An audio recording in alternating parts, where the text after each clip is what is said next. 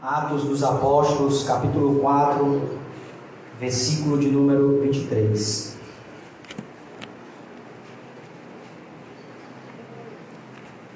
Atos, capítulo 4, a partir do versículo de número 23.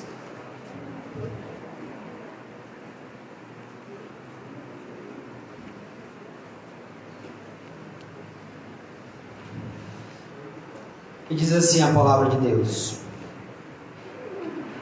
E soltos eles foram para os seus, e contaram tudo o que lhes disseram os principais sacerdotes e os anciãos.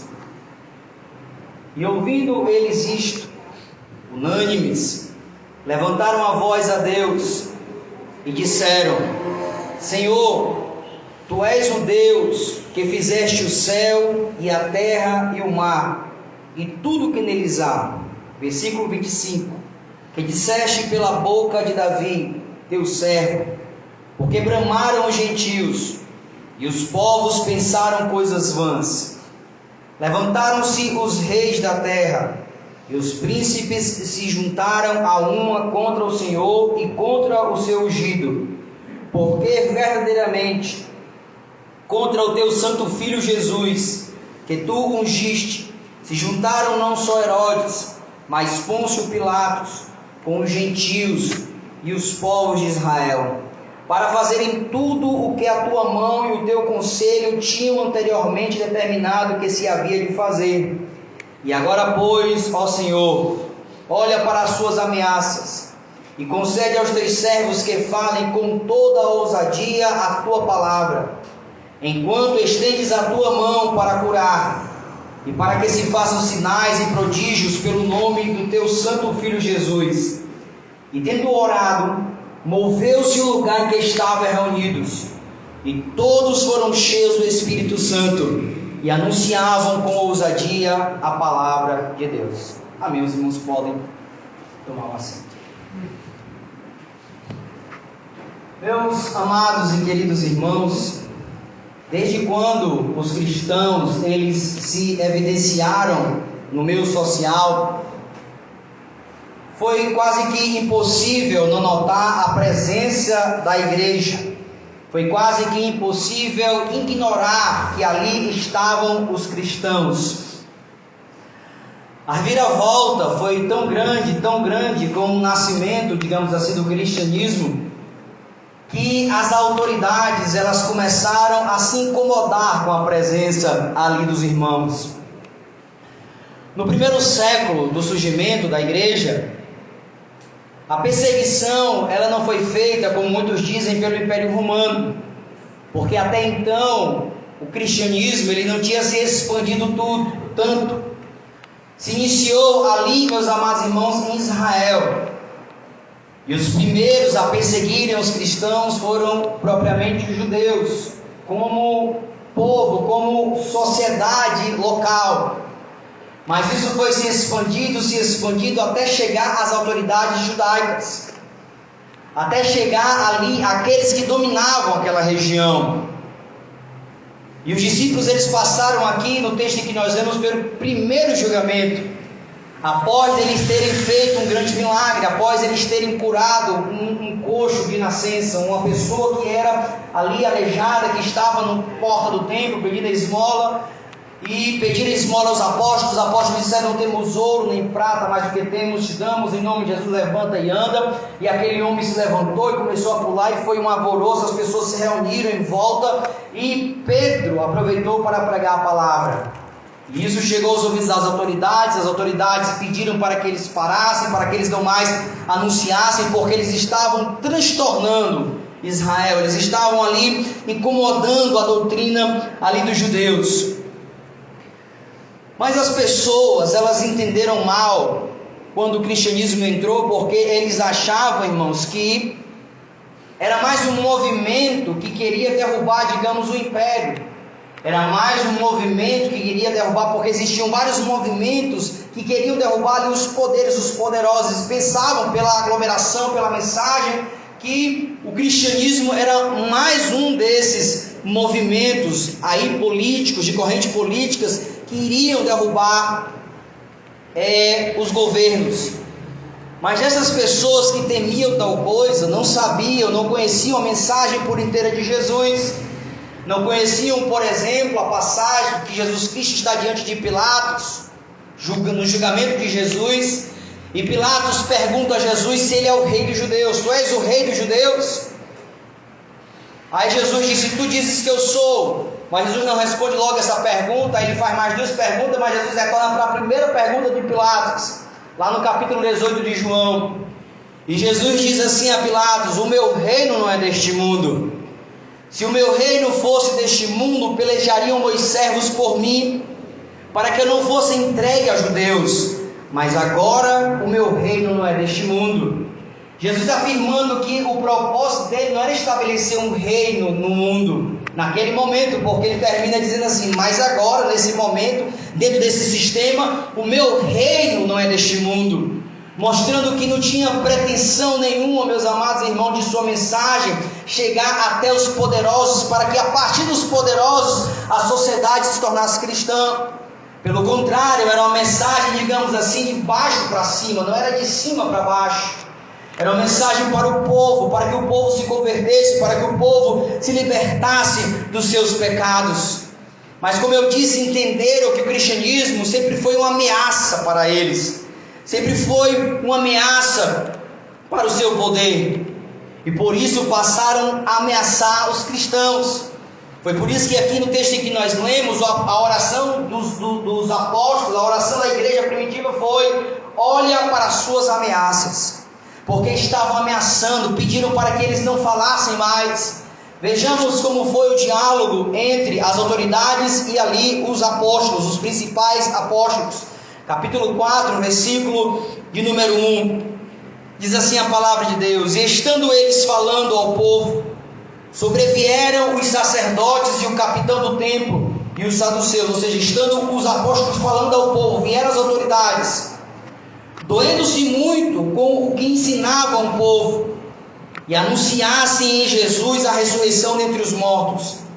E lançaram mão deles, ou seja, os prenderam, e os colocaram na prisão até o dia seguinte, porque já era tarde. Muitos, porém, dos que ouviram a palavra creram, e chegou o número desses homens a quase 5.000. E aconteceu no dia seguinte, reuniram-se em Jerusalém os principais, os anciãos, os escribas, e Anás, o sumo sacerdote, e Caifás, e João, e Alexandre, e todos quanto haviam na linhagem dos sumos sacerdotes. E pondo-os no meio, perguntaram: com que poder, ou em nome de quem fizeste isso? Perguntaram os apóstolos. Então Pedro, cheio do Espírito Santo, lhes disse: principais do povo, e vós anciãos de Israel, visto que hoje somos interrogados acerca do benefício feito a um homem enfermo, e do modo como foi curado, seja conhecido de vós todos e de todo o povo de Israel, que em nome de Jesus Cristo Nazareno, aquele a quem vós crucificastes, a quem Deus ressuscitou dentre os mortos, em nome deste é que este está diante de vós, ou seja, o homem curado. Ele é a pedra que foi rejeitada por vós, os edificadores, a qual foi posta por cabeça de esquina. E em nenhum outro há salvação, porque debaixo do céu nenhum outro nome há dado entre os homens pelo qual devamos ser salvos. Então eles, vendo a ousadia de Pedro e João, informados que eram homens sem letras e indoutos, maravilharam-se e reconheceram que eles haviam estado com Jesus. E vendo estar com eles o homem que fora curado, nada tinham que dizer em contrário, ou seja, contradizer que o homem tinha sido curado ou não. Todavia, mandando-o sair fora do conselho, conferenciaram-se entre si, dizendo: que havemos de fazer a estes homens? Porque todos que habitam em Jerusalém é manifesto que por eles foi feito um sinal notório, e não podemos negar. Mas para que não se divulgue mais entre o povo, ameaçaram eles rigorosamente, para que não fale mais nesse nome a homem algum. E chamando-os, disseram que absolutamente não falasse nem ensinasse o nome de Jesus. E respondendo Pedro e João lhe disseram: julgai vós, se é justo diante de Deus. Ouvi-vos antes a vós do que a Deus. porque não podemos deixar de falar do que temos visto e ouvido. Mas eles ainda o ameaçaram mais, não achando motivo para os castigar, deixaram-nos ir por causa do povo, porque todos glorificavam a Deus pelo que acontecera.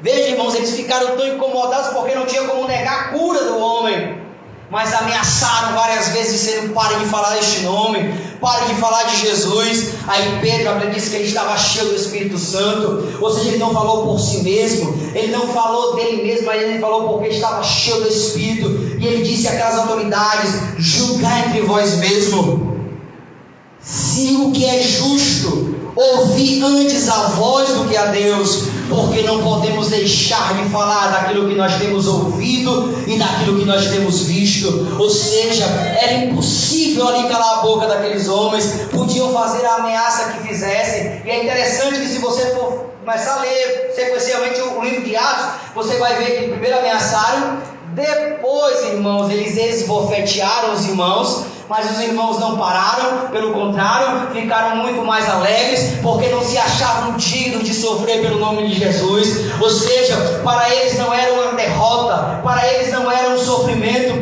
pelo contrário, para eles era um motivo de alegria sofrer pelo nome de Jesus. E por fim, meus amados irmãos, começaram a matar. Eles talvez pensaram assim: nós ameaçamos, não deu jeito, batendo não deu jeito, tem que começar a matar. E começaram, irmãos, a matar os irmãos. O primeiro a ser morto foi Estevão, mas Estevão não foi morto pelas autoridades, Estevão foi morto pelo povo. O primeiro a ser morto pelas autoridades foi um apóstolo, o principal apóstolo, que era Tiago. Tinha Tiago, João e Pedro. Tiago era o mais velho dos dois. Então talvez pensaram: matando Tiago, que é o mais velho, eu acho que ele é o cabeça, vai acabar com tudo. Não adiantou, até que veio o conselho de Gamaliel. O conselho de Gamaliel: olha, não adianta ficar fazendo isso, porque nós bem sabemos aqui das histórias dos movimentos. Existiram vários movimentos. Existiu um movimento aí que se levantou e surgiu um, e depois que o líder morreu, o movimento acabou. E veio outro também, o líder morreu, o movimento acabou. O líder deles aí já morreram.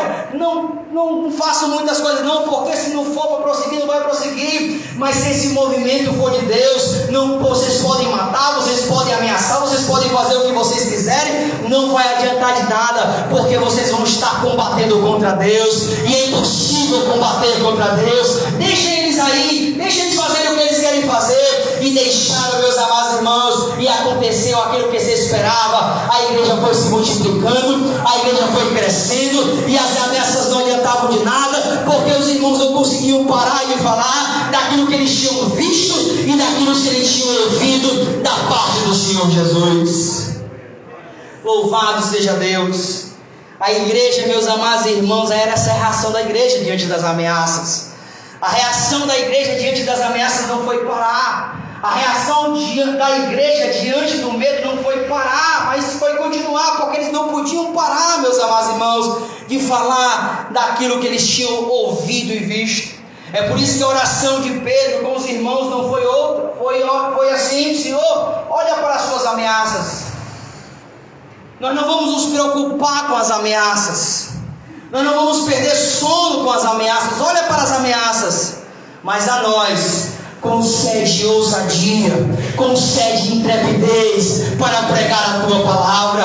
A oração foi tão sincera, a oração foi tão poderosa, que diz a Bíblia que quando eles fecharam a boca, o lugar que eles estavam, irmãos, começou a tremer. O lugar que eles estavam começou a tremer, e diz a Bíblia que todos foram cheios do Espírito Santo e começaram a pregar a palavra de Deus. Meus amados irmãos, quando nós somos cheios do Espírito Santo, não tem outra. A consequência é essa, o efeito é esse: pregar a palavra de Deus com toda a ousadia, independentemente da ameaça, independentemente do que estão apontando para nós, porque este é o nosso objetivo, esta é a nossa missão. Para isso nós somos chamados, meus amados irmãos, simplesmente não para acomodar um lugar na igreja, um banco no lugar de culto, não. Nós somos chamados para anunciar as boas novas, nós somos chamados para anunciar o Evangelho. Jesus disse: ide por todo mundo, pregai o Evangelho a toda criatura. Quem crer e for batizado será salvo, quem não crer será condenado. Ide, fazer discípulos de todas as nações, batizando-os em nome do Pai e e do Filho e do Espírito Santo, e estarei convosco todos os dias até a consumação dos séculos, porque toda autoridade me foi dada no céu e na terra. Meus amados irmãos, quando nós estamos indo para pregar, quando estamos indo para fazer a obra de Deus, quando estamos indo ali para realizar o querer do Senhor, não estamos indo sobre a nossa força, não estamos indo sobre a nossa autoridade, não estamos indo simplesmente porque nós queremos distração, nós queremos sair da rotina, não. Nós vamos sobre a autoridade daquele que disse: toda autoridade, todo poder foi me dado nos céus e na terra. Nós vamos sobre a autoridade do Senhor Jesus. Por isso que eles não paravam, esse era o chamado deles. Por isso que eles fizeram esta oração poderosa. Senhor, tudo o que está acontecendo, ameaças pelos poderosos, está escrito. Nós não podemos fugir disso, nós não podemos driblar isso, nós não podemos, ao modo de isto vai acontecer, isto vai vir sobre nós. Nós não podemos mudar isso. Então, Senhor, nos concede ousadia, nos concede intrepidez, nos concede coragem. Às vezes falta, irmãos, coragem para pregar o Evangelho. Nós não podemos ser covardes, nós não podemos nos intimidar, nós temos que ter coragem para falar. É como disse o apóstolo Paulo: eu não me envergonho do Evangelho.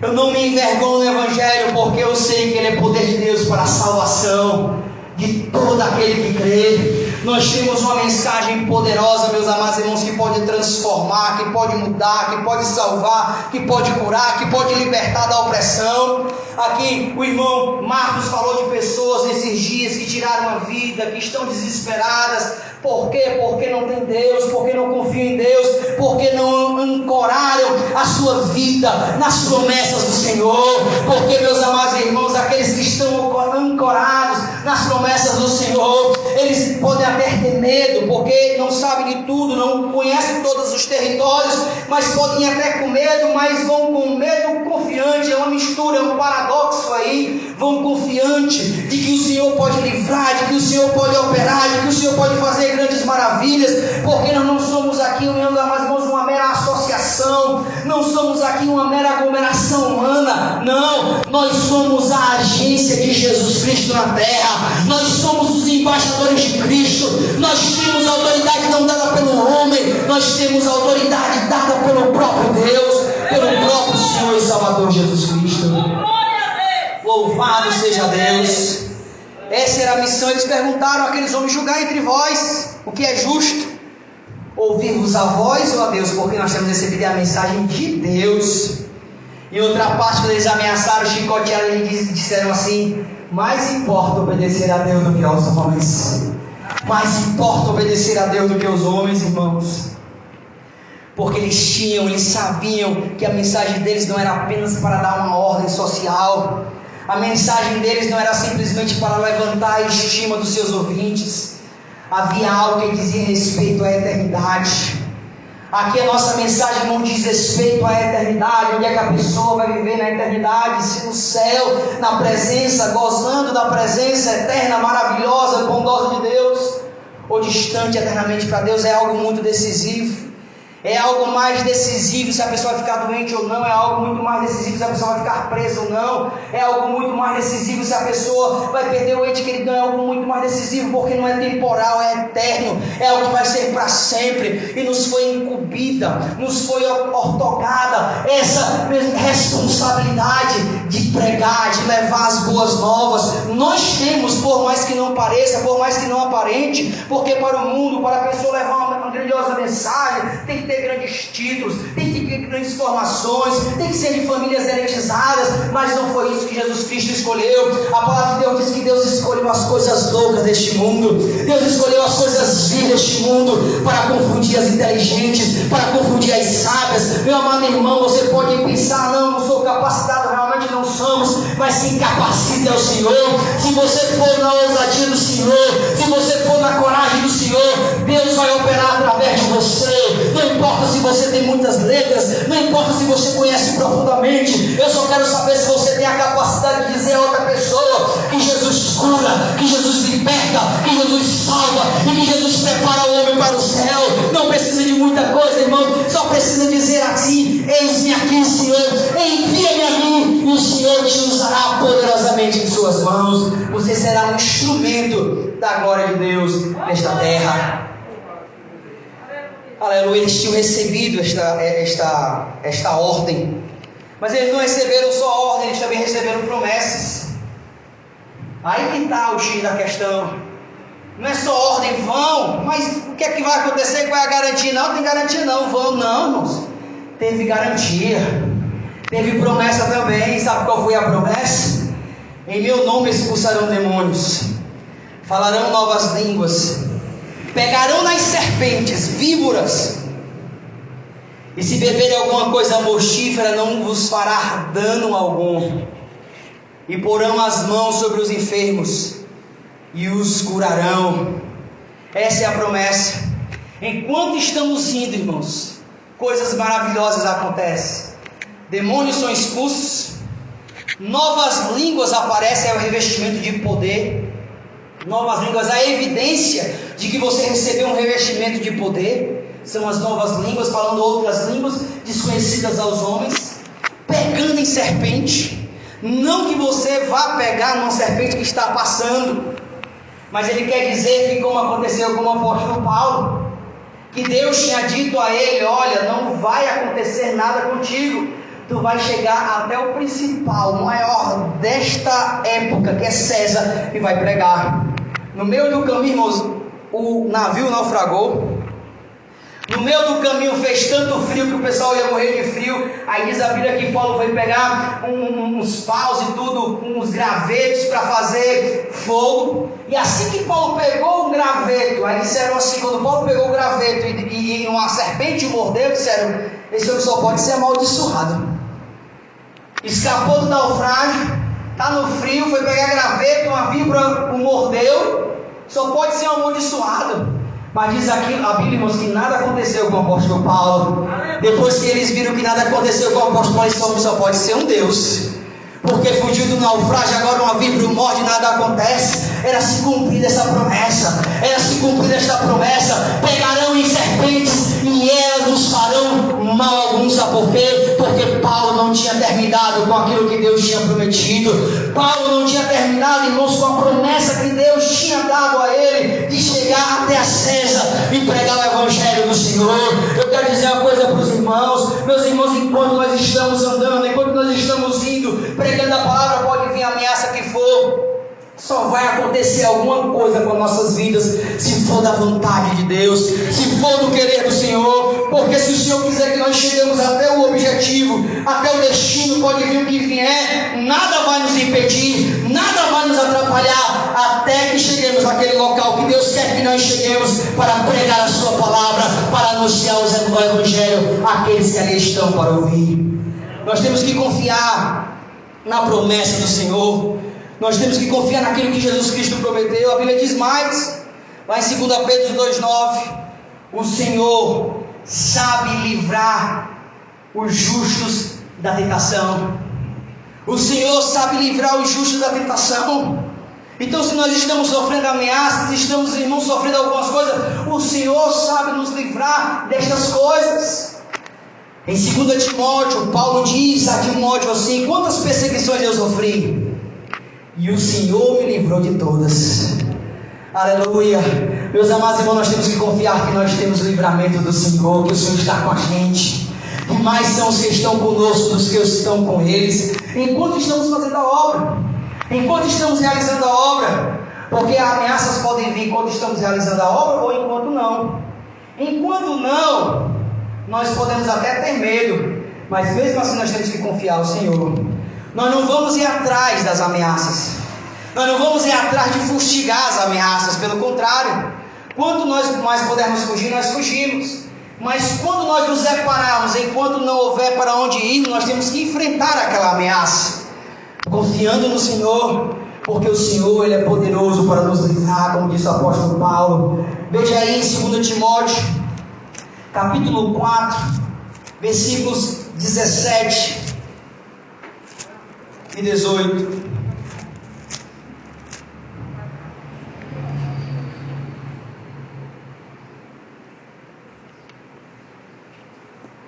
Diz assim a palavra: mas o Senhor assistiu-me e fortaleceu-me, para que por mim fosse cumprida a pregação, e todos os gentios a ouvissem, e fiquei livre da boca do leão. E o Senhor me livrará de toda e má obra, guardar-me-á para o seu reino celestial, a quem seja glória para todo sempre. Amém.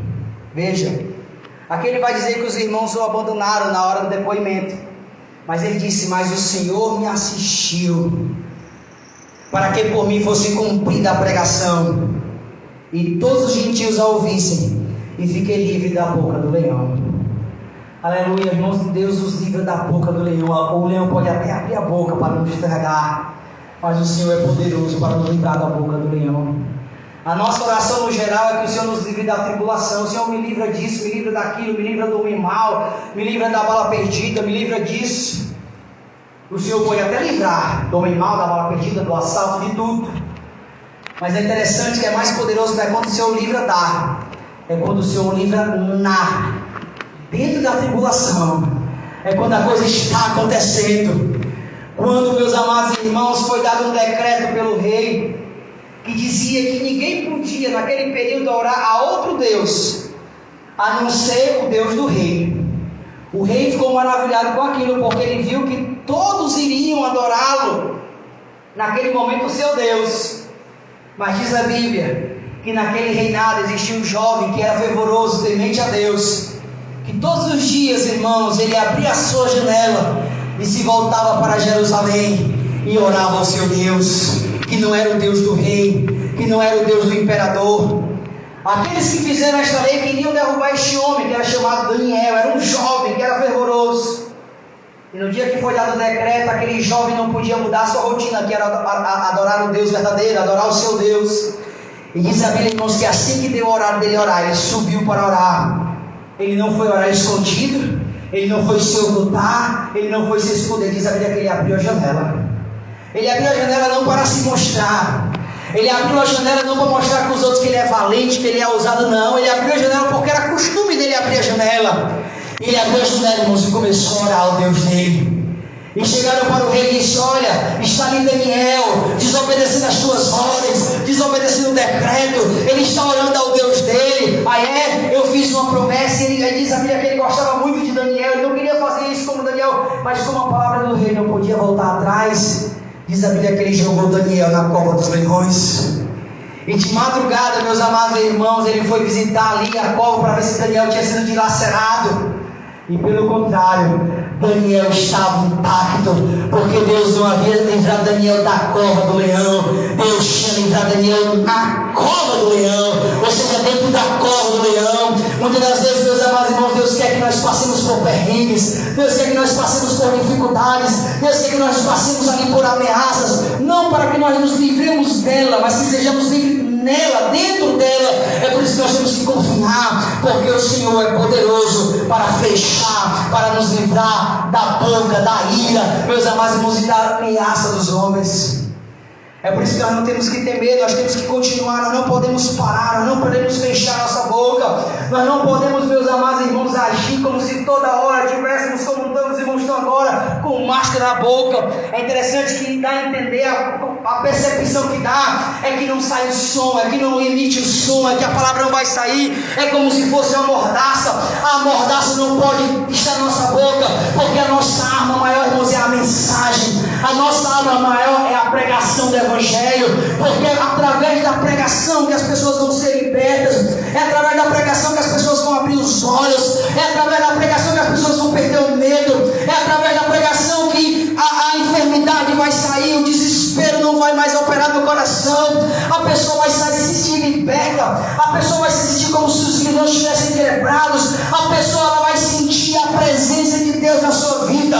Então, meu amado irmão, não vamos olhar para as ameaças, não vamos orar a Deus, Senhor, olha para as ameaças, não deixe que Ele nos ameace, não. Vamos orar como os apóstolos oravam: Senhor, olha para as ameaças, nós não vamos nos preocupar com ela, mas a nós nos concede intrepidez, nos concede ousadia para pregar a tua palavra. Queridos, não deixe de pregar a palavra de Jesus, não deixe de falar de Jesus. A pessoa pode dizer: irmão, você está querendo dizer que isso que nós estamos passando é uma ameaça? Não exatamente, não exatamente, mas Mas eu, como disse o apóstolo Paulo, não ignoro os ardis de Satanás. O diabo não pode ter sido do diabo. Você quer dizer que esse vírus é do diabo? Você está querendo dizer que esses decretos são do diabo? Não, eu não estou querendo dizer isso. Eu estou só querendo dizer que o diabo se aproveita da situação. O diabo ele se aproveita. Já que não pode, então eu vou colocar isso na cabeça deles. Eu vou deixar eles paralisados. Eu vou deixar eles neutralizados. Nós não podemos ficar neutralizados, seja com o que for, seja com a ameaça que for. Nós temos, meus amados irmãos, que pregar o Evangelho de Jesus, porque é a única solução, é a única salvação, é a única esperança, é a única coisa que pode dar aos homens aquilo que verdadeiramente eles anseiam no mais íntimo do seu coração. Não é medicina, não é psicologia, não é nada disso. É só através do Evangelho do Senhor e Salvador Jesus Cristo. Louvado seja Deus. Não olhemos para as ameaças, irmãos. Vamos agir. Claro que não vamos tentar o Senhor Deus. Como disse Jesus, quando o diabo colocou ele num lugar bem alto e disse: lança-te daí, porque está escrito que aos teus anjos dará ordem para que tu não tropece em pedra alguma. Jesus respondeu: está escrito, não tentarás o Senhor teu Deus. Não tentar a Deus é você, irmãos, colocar os seus objetivos à frente do propósito de Deus. Quando o objetivo é pessoal e você diz: eu vou cumprir esse objetivo e Deus vai estar comigo, nesse momento você está tentando a Deus. Como se você quisesse colocar Deus sujeito aos seus objetivos. Mas quando o propósito é de Deus e você vai ali, irmãos, para cumprir o propósito do Senhor, você não está tentando a Deus. Você está cumprindo aquilo que Deus lhe chamou para fazer. É por isso que a igreja não pode viver amedrontada, encabulhada, intimidada, escondida, enclausurada. Porque nós temos um chamado maior do que a minha saúde, maior até do que da minha vida. Porque eu não tenho mais a minha vida por preciosa. As nossas vidas já não são mais preciosas neste mundo. Porque, irmãos, é passageiro. Este mundo não tem nada para nos oferecer. Este mundo não tem nada para que nós montemos, criemos um império aqui com o nosso nome. Esse não é o nosso objetivo. O nosso objetivo maior, que é maior até do que nós mesmos. Eu assisti recentemente o Star Wars, o último. Aí a princesa Leia morre. Aí fica lá, acho que o nome dela é Rey, né? Rey, né? A Rey. Ela fica lá como se sendo a principal Jedi. Aí o Luke chega para ela e disse: olha, não se preocupe com a morte de Leia, que era a principal da general. Porque o que a Leia, como se dissesse, o que a Leia pregava, a mensagem que a Leia tinha era maior do que ela. Era superior a ela. Ela morre, mas a mensagem vai continuar. Meus amados irmãos, o que nós temos é maior do que nós. O que nós temos é maior do que a placa da nossa igreja. O que nós temos é maior do que tudo. É uma coisa maravilhosa. Porque se nós morrermos, a mensagem vai continuar. A mensagem vai prosseguir. Eu não digo que a mensagem seja maior do que Jesus. Porque Jesus, ele é a própria mensagem. Jesus é a própria mensagem. Então a Jesus vai continuar. Então, meus amados irmãos, não vamos nos preocupar com as ameaças. Quer nos chicoteiem, quer nos ameacem de morte, quer nos ameacem do que seja. Vamos continuar pregando a palavra de Deus. Para encerrar, eu louvo a Deus pela nossa congregação, pelos irmãos, que em meio a toda essa pandemia, que em meio a todas essas coisas que não pararam ainda, que continuam, que temos que continuar com os cuidados. Mas os irmãos continuaram a estar ali reunidos, louvando ao Senhor, ali se cuidando e tudo, mas não deixando, porque era isso que Ele queria, que nós parássemos, que nós ficássemos ali, irmãos, enclausurados, mas nós continuamos e vamos prosseguir, porque temos uma mensagem que é maior do que tudo, que é maior do que tudo que nós podemos ver, que nós podemos ouvir. Sejamos como estes homens, que não tinham medo, que em um momento estavam escondidos, mas quando foram cheios do Espírito Santo, eles não pararam e foi se expandido até chegar aqui. Os homens têm medo, os poderosos pensam que a gente é um movimento que quer o poder. Nós não queremos um Estado cristão em que leis cristãs sejam estabelecidas, porque Jesus não veio para isso. O meu reino não é deste mundo. O meu reino não é daqui, porque o objetivo de Jesus não é reinar sistematicamente por fora. O objetivo de Jesus é reinar nos corações. É que as pessoas voluntariamente digam que Ele é o Senhor e que Ele é o Salvador. Que possamos propagar isso, que possamos anunciar isso para a glória do Senhor. Esta é a mensagem, fiquemos de pé nesta noite. Convido os irmãos para louvar